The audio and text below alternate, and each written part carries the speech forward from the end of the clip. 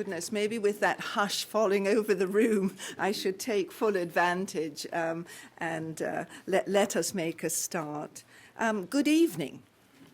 May I welcome you on behalf of the University of Edinburgh and the College of Humanities and Social Science to Professor Ronnie Cann's inaugural lecture. He holds the personal chair of Linguistic Semantics. My name is Lorraine Waterhouse, and as one of the university's vice principals, it's my pleasure to chair tonight's talk. Professor Ronnie Cann is undoubtedly a distinguished scholar, specializing in the very nature of human language. His research radically challenges current approaches to grammatical theory. He was awarded a prestigious Leverhulme Major Research Fellowship in 2007 to 2010 and has published extensively with Cambridge University Press, the Center for the Study of Language and Information Publications, Stanford University, and top journals. He co-edits the book series called Linguistic Theory and Language Typology with Oxford University Press, and not for the faint-hearted, has done so since 1994. If this isn't enough, he saw significant administrative duties as Vice Provost, Arts, Divinity and Music, and Dean of Postgraduate Studies in the College of Humanities and Social Science. Born in army barracks in the back streets of Westminster in London, I would like to ask you exactly where that is, but you must know, he enjoyed a peripatetic school life until, in his own words, I quote, he was incarcerated in a boarding school in Winchester at the age of 11. Well, we can see he has survived that ordeal. He holds a first degree in classics from University College London, a diploma in linguistics from the same, and a DPhil in linguistics from the University of Sussex. Well, I can only conclude you must have been forgiven, because ever afterwards, since 1984, the University of Edinburgh has had the privilege of your tenure. In his spare time, he gardens 10 acres of land in southwest Scotland, battling to stay on top of deer, badgers, moles, and the occasional wandering sheep. While I may not be able to vouch for his sheep facts, he is an outstanding colleague. I now invite Professor Cann to deliver his lecture to us this evening, Doing Language.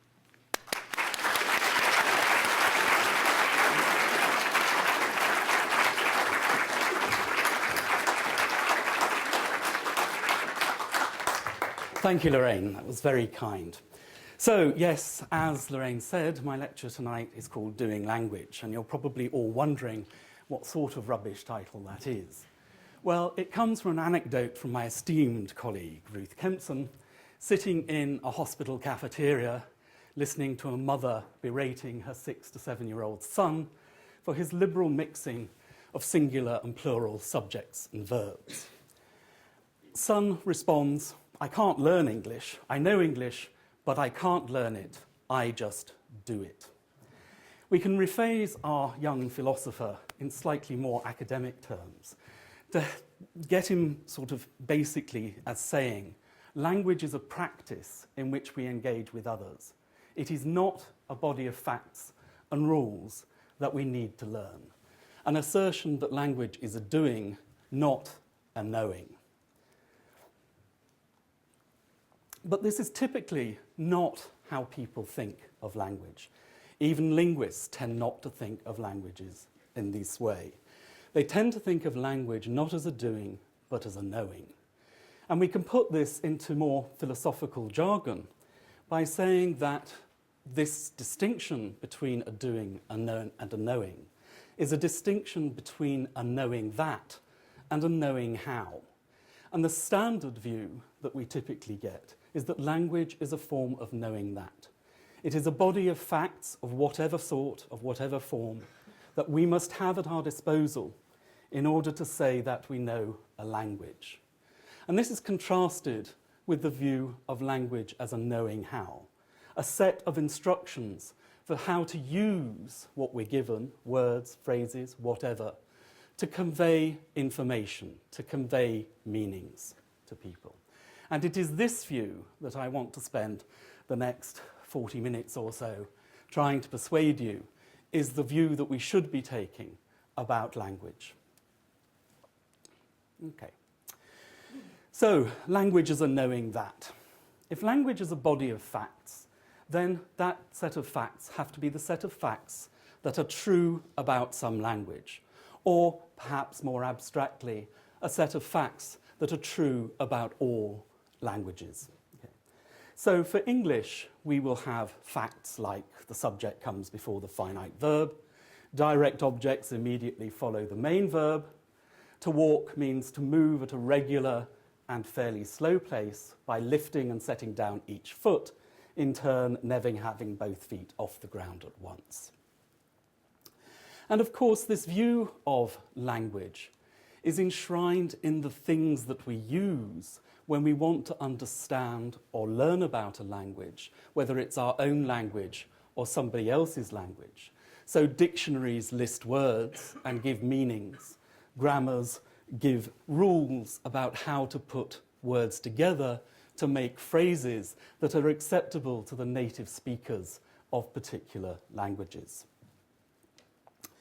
And this view has developed a great deal. I won't say in the main, because there are other reasons why this has developed.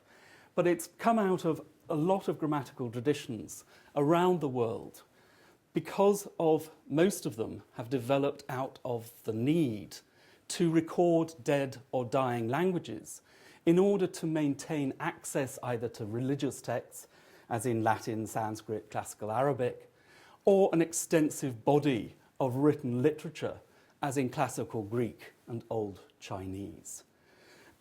Western philosophy, too, has a tendency towards thinking of language as a knowing that, in part due to an obsession with propositions, how to define coherent arguments, and to try and give definitions of important philosophical terms that are essentially given static. Once we know what it means, we know what it means, and that's that. Okay. And this view persists within much modern theoretical linguistics. One of the consequences of this view and its associated dependence on written language is the prevailing idea that languages are defined by the sentences that make them up. So that the standard linguistic methodology in many, many different linguistic frameworks is to characterize in some way the set of sentences that are grammatical in any given language. So one such characterization would be able to tell you that Jane has put the book on the shelf is a perfectly grammatical and acceptable sentence in English. However, the string Jane has the book on the shelf put, while possibly understandable and certainly okay in German, is not acceptable in English. Nor is Jane on the shelf the book put has. So any good grammar of English will tell you that the first and not the second two are fine. It will also tell you put the book on the shelf Jane has is a Yodaism, and therefore, although it's perfectly grammatical in English, is not the normal way of saying that sentence. So, with this view as language as consisting of sentences, one way that a theoretical linguist might answer the questions, what is the knowing that of language, or equivalently, how are languages to be defined, will say something like the set of rules that, given some set of words, defines what sentences are allowed or grammatical in a language and what are not. In other words, L equals the set of S such that R applied to W equals S. That is the only bit of maths that there is, and it's just to show you that actually I do know about formalism, but nothing in here is going to be formal, so don't worry. But things aren't always so straightforward. We know, we all know, whether we're linguists or not, that languages change constantly. They change constantly over time. And just looking at the number of words and looking at the most recent update to the OED, we've got a number of words like hackathon, lolts, micropig, ridic, rit, tweeps, none of which I have any idea what they mean. However, these are now officially sanctioned, although the chances are they'll disappear in a few months' time, and there'll be a whole other lot of new words coming along to irritate people's parents. Okay. And of course, word meanings change over time, bits of grammar change over time, and when you're after a certain age, it's always the young people who do this. And so you have people using literally when they don't mean literally. So I literally went blue with anger, then presumably passed out and died. Or people using the word lend to mean borrow, or learn to mean teach. Or in the grammatical domain, confusing have and of, as in I could have learnt how to write properly, instead of I could have learnt how to write properly. And you will all have your own favourite rant that you will quite happily add to this particular tirade.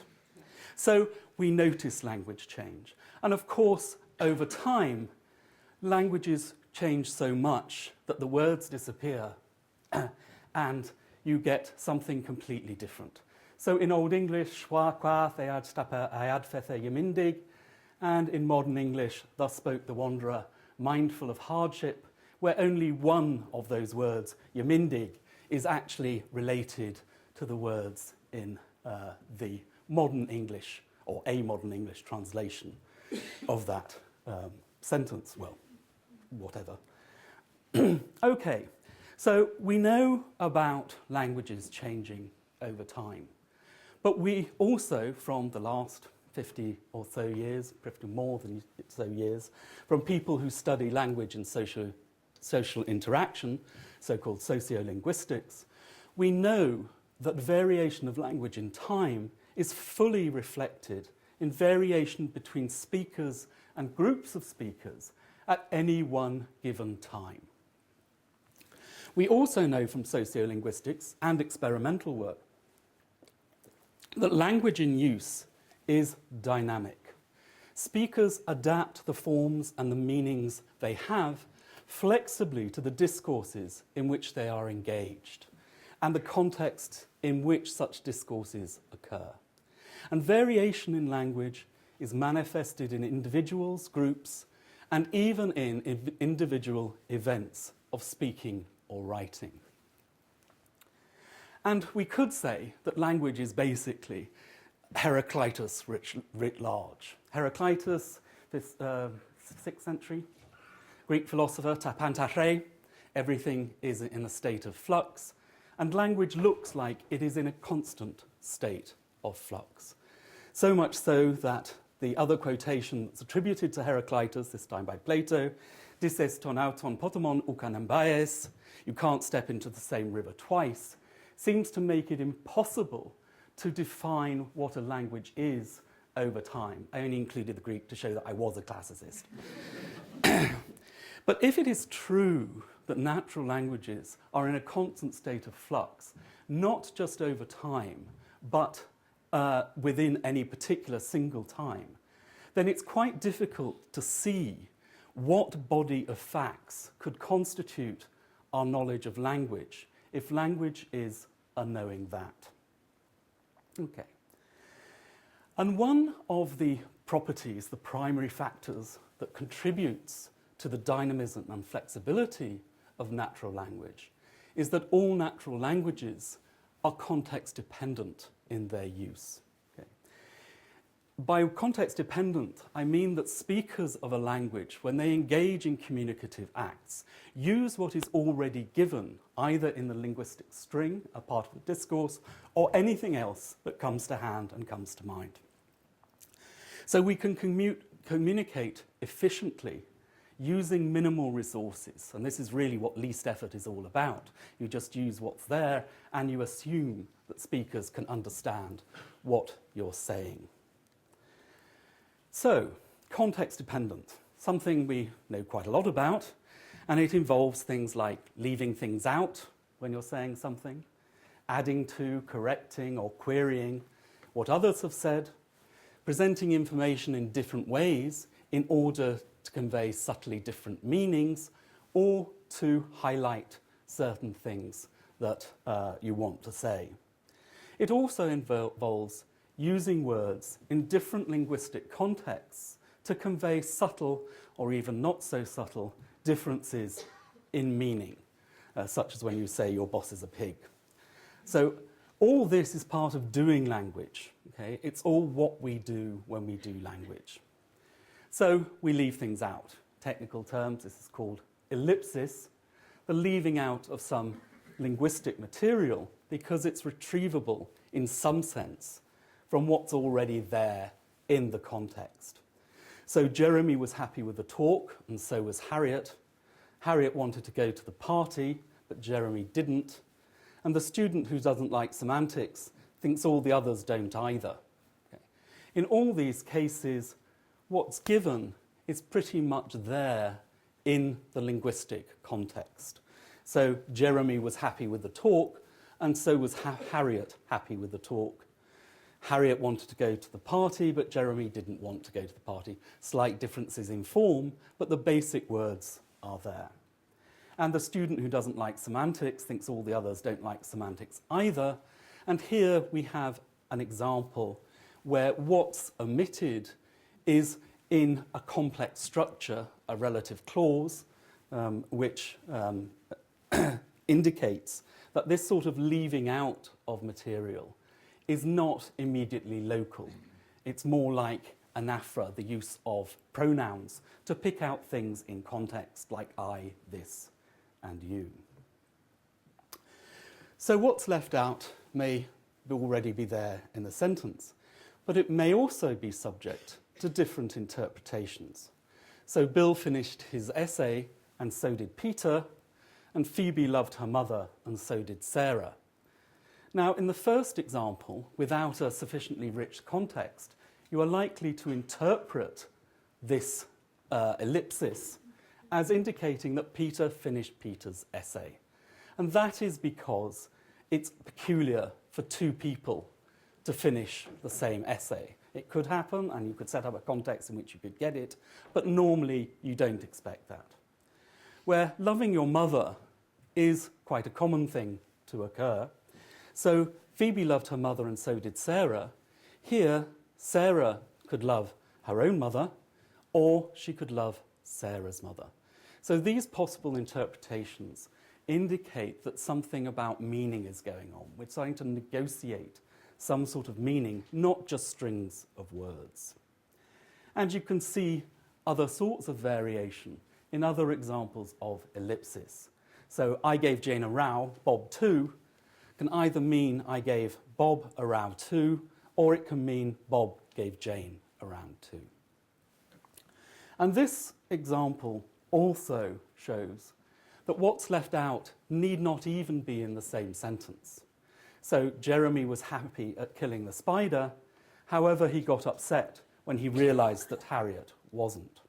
Or Jeremy went to the party, but Harriet didn't and regretted it.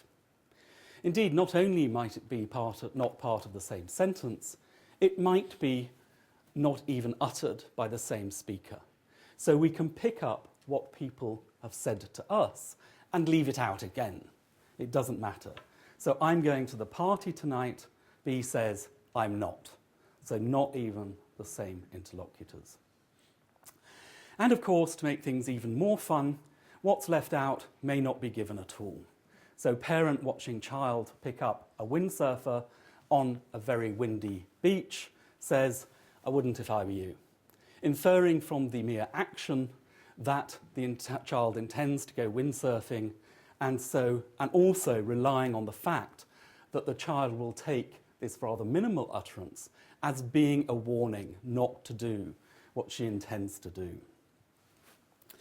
Arriving at George Square as well, you could just say to somebody, Dougal Stewart building, and they would say that one, just inferring that you're asking a question where something is. So we rely in interaction on contextually given linguistic and non-linguistic resources to fill in the gaps. And these properties that you see in ellipsis, you can see extensively when you look at conversational dialogue. Context dependence, omission of linguistic material, lack of sentential forms, picking up on what other people say. And it's endemic through conversational dialogue. As an example, we have a gardener saying to a homeowner, I shall need the mattock.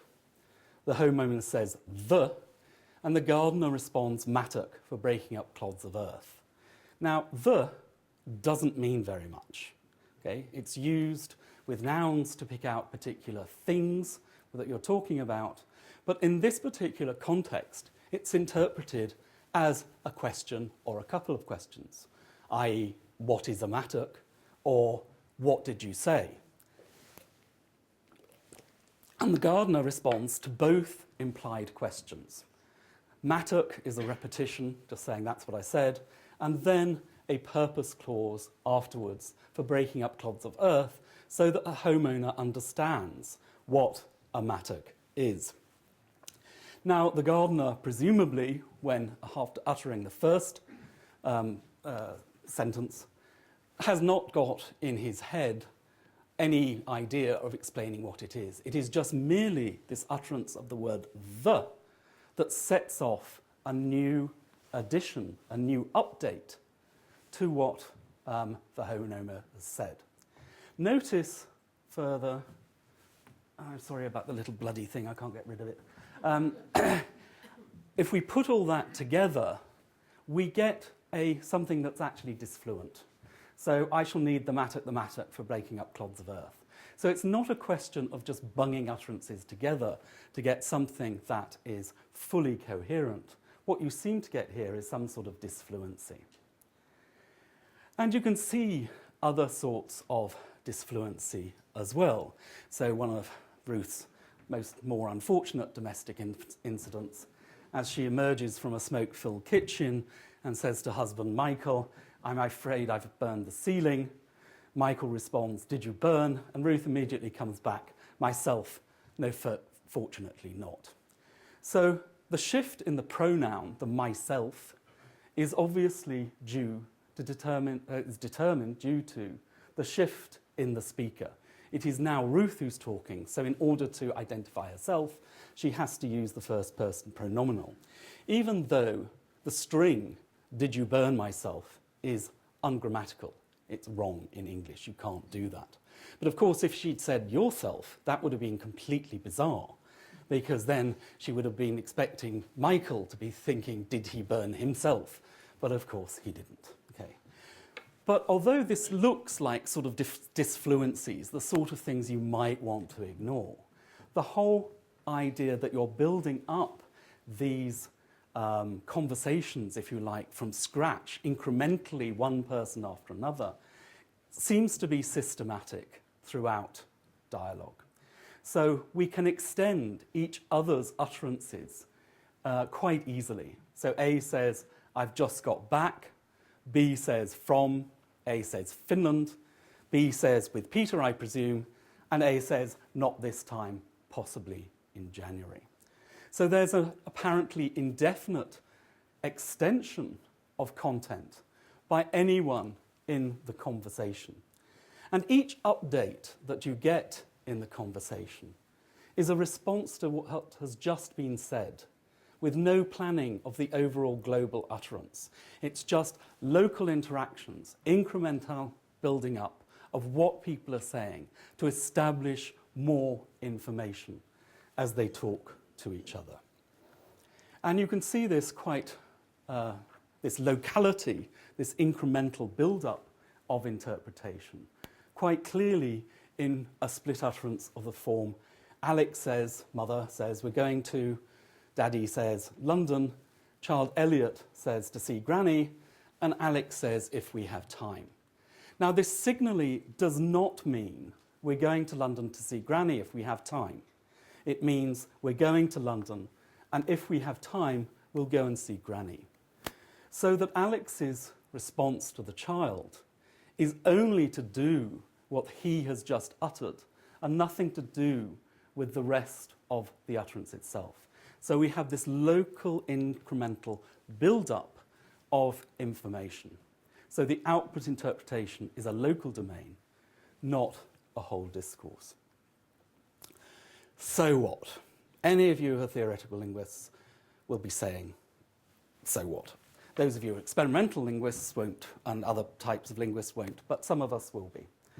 And so what? Well, you know, some of the utterances aren't sentences. Some of the utterances, when taken together, are ungrammatical or disfluent. Dialogue and ellipsis may involve just things that are non-linguistic. Why should we care? And this, of course, is the standard or an often standard response. However, before we reject any sort of such approach, we should remember that dialogue, despite what Chomsky says about talking to yourself, should be considered the primary mode of linguistic interaction. It's what children who are acquiring language get their information about that language from. And if dialogue isn't modelled by our theories, if dialogue is irrelevant to our theories, then language acquisition has to remain mysterious, and we have to have black boxes and innate structures and God knows what in order to explain how children acquire language from data that they should be programmed to ignore because it's not relevant. So, a further point of this, about this, is that by ignoring these data, we are also in part ignoring the very context dependence of natural languages. And this context dependence is not just visible in conversational dialogue. It's inherent throughout the system. It's inherent and systematic throughout the system. Okay. So there are lots of examples, and these are more or less handled by various theories. So we've got the obvious one that pronouns depend for their interpretation on the context in which they're uttered. So I hate this depend on who's speaking and what we're talking about. That man is a fool depends on what man you actually want to pick out by the man, and so on and so forth. This is what we linguists call anaphora. And this is obviously context dependent. But it's also, if you like, the whole notion of context dependence, if you like, gives rise to, or at least in some ways explains why we have different ways of saying the same thing. So Jeremy finally killed the spider, okay, can also be expressed by the string he finally killed it, if we know what he and it are, or the passive version, the spider was finally killed by that hysterical fool, as long as we know that hysterical fool is Jeremy. Okay. But these differ in subtle ways in their discourse meanings. Okay. So in the answer to a question, what did Jeremy do? Jeremy finally killed the spider is fine, but the spider was finally killed by Jeremy, by that hysterical fool, is peculiar. In other words, although these are just strings of words, their interpretation and their mode of use are dependent precisely on the context in which they are uttered. We can also see this subtlety in interpretation in terms of where things go within a clause. So we can have a sentence like, as for Jeremy, he finally killed the spider, which means exactly the same as the previous sentences. But here we've got the setting up of a new topic, or possibly a recapitulation of an old topic. So we're introducing, saying, okay, I'm now talking about Jeremy, and I'm telling you he killed the spider. Whereas if Jeremy occurs later, it occurs clause finally, we get a different type of interpretation. He finally killed the spider, Jeremy. Where here, Jeremy is an afterthought. It's reminding you what and who we're talking about. So this sort of thing, although typically ignored when we look at the semantics of these, the meanings of these sentences, nevertheless, position in a clause can give you crucial information about how to interpret what is going on. We also have what we call implicature, where this is very obviously something that's context dependent, where you can say something completely different to what you intend to mean, knowing that your interlocutor will understand what you're trying to convey or implicate. So is Harriet a good lecturer? Well, she speaks clearly, i.e. no. Or want a drink? I've got to run through my talk. Again, a reluctant no. As Caroline asked me the other day. Okay. And we've got these forms of context dependence. Okay. We've also got other types of context dependence, either context in terms of what words appear in a clause, or more generally. So the work of Frank Keller, Antonella Saraci, and other people here in Edinburgh have talked about the fact that certain constructions, the acceptability of certain constructions, will depend on the words that they contain. So typically, a sentence, a question like, which student did you see a picture of? Native speakers of English should find that really pretty straightforward. They might hesitate slightly more over which student did you see the picture of. And they might not like things like, which student did you tear up a picture of, or which student did you stamp on a picture of? Okay. Now, these are subtle. Sometimes people like them, sometimes they don't. And it partly depends on your mood, it partly depends on where you hear these things. But experiments show that there are distinctions, there are differences in how people react to this according to what words these sentences contain. And that's very odd. That really is very odd. So why should a construction change, a normal construction, an ordinary WH question, change in its acceptability according to the verb that you have? And of course, there are other things where you've got differences between radical differences, or apparently radical differences, between spoken and written language, and where you've got things that really are quite context dependent. In English, we're not meant to have resumptive pronouns. Okay? Resumptive pronouns are little pronouns that come into relative clauses. Some languages, like Irish, have them normally. Other languages, like English, are said not to have them. And that's true if you see these things written down. Most of you should find these sentences, I had these children that they've come in and immediately begun to act, or he's a professor that nobody likes him, slightly odd. But these examples are real examples. And actually, if you listen out, in the spoken language, resumptive pronouns are there in many, many, many utterances. And they're there to do a particular job. They're there to highlight aspects of what's being said, to focus on things that might not otherwise be expressible. So the first example about the children that they've come in and immediately go into act, I heard on Radio 3 about somebody talking about a school for children and acting. And what the speaker was trying to do here was trying to emphasize the agentivity of the children, the intentions of the children, the excitement of the children, by repeating the they've. And she wouldn't have been able to do that if she had just said, I had these children that came in and immediately began to act. So by using this pronoun, she has conveyed something extra that might not have been there. And it's not just sentences that rely on context for their construal.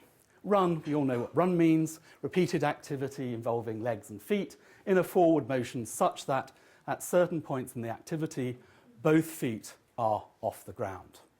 And that seems fine for I once ran a marathon or I once ran in a 100-metre race. It's not quite so fine for running on the spot because you've got no forward motion. But notice, even with the first two examples, we've got very, very different types of running. running in a 100-metre race is very different from running a marathon. And if you've swapped those modes of running, so if you did the 100-metre race as a marathon, you'd soon have a heart attack and stop. And if you ran as a marathon in a 100-metre race, you wouldn't get very far very quickly. And of course, you don't even need legs. Okay. So you need to run the engine in cold weather.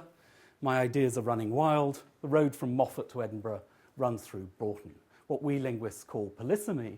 And it's these variations in senses that dictionary makers struggle to get into their dictionaries. So for each word, to list the different types of interpretation.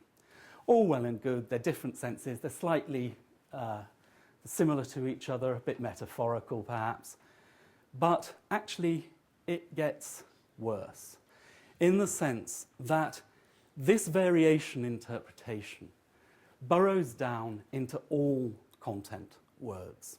So gardening, nice simple activity. It involves heavy digging, cutting and shaping plants, knowing what are weeds, what are not weeds, knowing how to weeds, making sure you don't rip out bushes. And it involves also something like a good eye for colour and form. And yet uses of these particular, this particular word will give rise to subtly different concepts in context. So I spent yesterday gardening with a horticultural expert. May involve all those things I've said about gardening, but it will also involve a level of learning. So from an expert, you want to learn something, so something additional happening. The next one, since it's not raining, how about doing some gardening now, said to my blind, long overexploited sister, means something really quite different. Okay. Usually it means a lot of digging on her part, me telling her what to do, and trying not to scream when she rips out one of my favourite plants. And indeed, yesterday I spent a happy hour gardening with my 5-year-old nephew. May involve absolutely nothing of what we associate with gardening, except getting gloriously muddy in the hour or so we were out there. So this has been dubbed, these have been ad hoc concepts, concepts that are constructed on the fly as you use a word. So not a given meaning, but one that we construct. So we have context dependence at all levels of interpretation. Okay. And context dependence seems to be so pervasive that we can think of it actually as a design feature of natural languages. That feature that makes natural language efficient and useful for us to use with limited resources. But it's a serious problem for the view of language as a knowing that. Contexts themselves cannot be finitely determined. And one might argue, and I know others wouldn't, would then argue, I could argue that context-dependent meanings then cannot be finitely determined, cannot be listed. And so therefore there may be no fixed and determinate set of facts, set of meaningful sentences, if you like, that can constitute the relevant body of knowledge that we would need to have language as a knowing that. But, of course, this proposes serious problems for particular theories of language. And we have Noam Chomsky in the 1960s making a distinction between competence and performance. Where competence in language is a technical term, it means some abstract system of linguistic knowledge, whereas performance means the way that that linguistic system is used in communication. Now, that abstract system of linguistic knowledge is said by Chomsky to be that knowledge of an ideal speaker-listener in a completely homogeneous speech community, independent of all psychological considerations, all matters of language use, all matters of context. And he has to do this to get out of the Heraclitan bind. Language in flux means that we cannot describe a body of knowledge directly or easily in this particular system. And it means that the inherent flexibility of language, its context dependence, our ability to vary language is in principle excluded by such a theory and can only be explicable by it peripherally or with add-ons. And this, to me, is a step too far. It's a chucking out of the linguistic baby with the language use bathwater. That doesn't quite work, but it's okay. That'll do fine. Okay. But there are also problems with the more general formal language approach to natural languages of the last 40 years or so. Typically in linguistics, those of you who are linguists know all this, those of you who don't care, but you're going to hear it anyway, we divide the object of study into different bits. So we have syntax, which is how words are combined into phrases and sentences. We have semantics, which is how words combine to yield the meanings of sentences. And we have pragmatics, which is how sentences are used in context. And a typical linguistic methodology, will characterize sentences in some way in terms of their structures, however defined in which particular theory you have, and will then bung those representations, or whatever they are, into some semantic unit, and that's either direct interpretation or a further enhancement representation of the meaning, and only then is it pushed through to the pragmatics, and that's where you get the sort of Gricean approach to pragmatics of the last century. Okay. But if meanings are determined in context, then semantics can't be independent of pragmatics. And if syntax requires information from meaning, and indeed from context, as it appears to do, then syntax cannot be independent of semantics, or even pragmatics.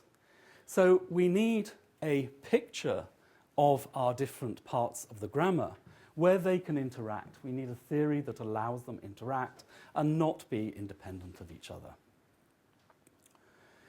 So what I would like to argue for, or what I'm going to suggest, is that we need a shift in perspective. In order to be able to properly characterize what natural languages are and what our knowledge of natural languages is, we need to reject sentences as the basic units of grammatical description, to recognize that no facts and properties of grammar can be fully independent of others, and no parts of the grammar can be completely autonomous and separate. We need to take seriously the dynamic nature of natural languages, and to take facts of language use and context relativity as central to what needs to be explained. Of course, the theory I work in does all this because it's brilliant. A theory called dynamic syntax, developed by Ruth Kempson and colleagues, including me, over the last 15 years or so. And here we have a departure from the standard methodology, in that syntax is not viewed as something that outputs representations. It doesn't give you information about putative relations between words and phrases, but it gives you mechanisms for computing meanings out of strings of words in context. So language here is a sort of knowing how view, how we can use the tools that we have to engage in meaningful communicative acts. So words provide procedures. They provide constraints on what concepts they can express. They provide information about how to construct meanings in combination with other words. And syntax is a process, the incremental word-by-word process of constructing meanings from strings of words. And here is entirely flashed through how this works. A very, very simple example, an analysis of Harriet slapped a John. We start off with a goal to get some information. We pass Harriet, and we get Harriet prime, which everybody knows is not a word in English. It's the concept or set of concepts expressed by Harriet. So it's not a word in the tree, it's a thought, it's a concept. We pass slap, and we get a bit more structure. Indeed, we get a requirement for a slappee, something that's slapped. We pass John, and poor sod gets that. And so we can compile that up into a semantic representation, all details entirely and completely irrelevant. But at this point, because we're not encapsulating what we're doing from the context, this representation can form the input into further extensions of the dialogue. So we can have he upset her. Now, he is a pronoun. It doesn't have content in its own right. It just wants a concept that is also associated with being masculine or male. And in this particular context, we have John. So we parse he, we get John. We parse upset, we get more structure. Again, we now want a requirement for something that was upset. And we have her, so we've got something feminine in the context, and that's Harriet. And we get a representation of that little dialogue that says that Harriet slapped John and John upset Harriet. You can also use exactly the same processes for certain types of ellipsis. So Harriet slapped John, so did Mary. So did here acts like a pronoun, except it's trying to pick up verb-type meanings, a verb phrase meaning. So here it picks up the things that slap John, effectively. And then you parse Mary, and you get a representation of this discourse as saying that Harriet slapped John and Mary slapped John. Okay, very quick, but so it's rather different to any of you who've done standard syntax will expect to see. Now, in this system, unlike most other theoretical systems of linguistics, understanding or processing is primary, but speaking or production uses, in the theory, exactly the same mechanisms, except that the speaker presumably has in mind something they want to say. But when they're speaking, they construct the same partial representations that we've just seen as the hearer does, and constrains what they're saying according to what they've got in their head. Now, this view makes split utterances and dialogue phenomena immediately predictable. Hearers and speakers can shift at any time because they share exactly the same constructed partial meanings. So, going back to poor Ruth, and this is not the same sort of representation system, but I just want to run through this to show how it works. So Michael has in his head, did Ruth burn Ruth? Says, did you burn? And has not yet got to, did Ruth burn? Don't know. And he and Ruth have exactly the same information in their heads. Ruth then realizes, well, he's asking about me, and so she immediately has in her head that she didn't burn herself. Ruth didn't burn Ruth. She utters myself, so supplying who the object is that Michael didn't get round to, and then immediately says, no, I didn't. And they both come to the same conclusion. Okay. So none of this is, of the facts of language use, are terribly mysterious in such a view of the grammar. Okay. Since the grammar itself not only manages to account for these facts or these things about dialogues, but also can account for standard linguistic puzzles like anaphora, left-right asymmetries, case marking, historical developments of clitic clusters, and so on and so forth, one should say that such a theory might be preferable to one in which only the basic linguistic puzzles are given and everything else has to be explained by add-ons.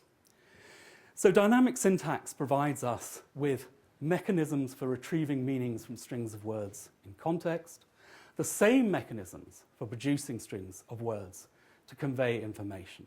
It's a form of knowing how. And linguistic competence on this view is nothing more or less than the possession of mechanisms that make possible what one does in language performance.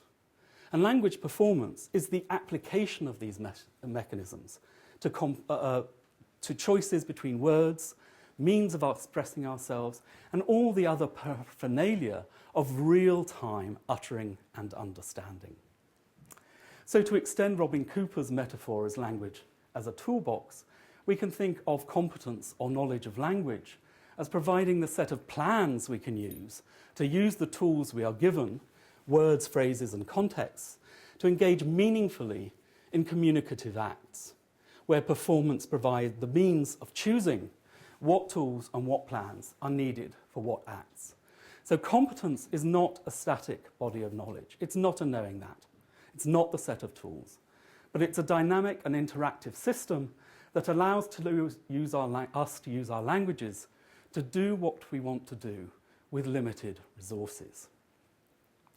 So it is now just left to me to say thanks to my teachers, my colleagues, students, friends and family who got me here today and have made the last 4 weeks and my birthday yesterday so bloody miserable. And, of course, to thank you all, ladies and gentlemen, for listening politely and not throwing things.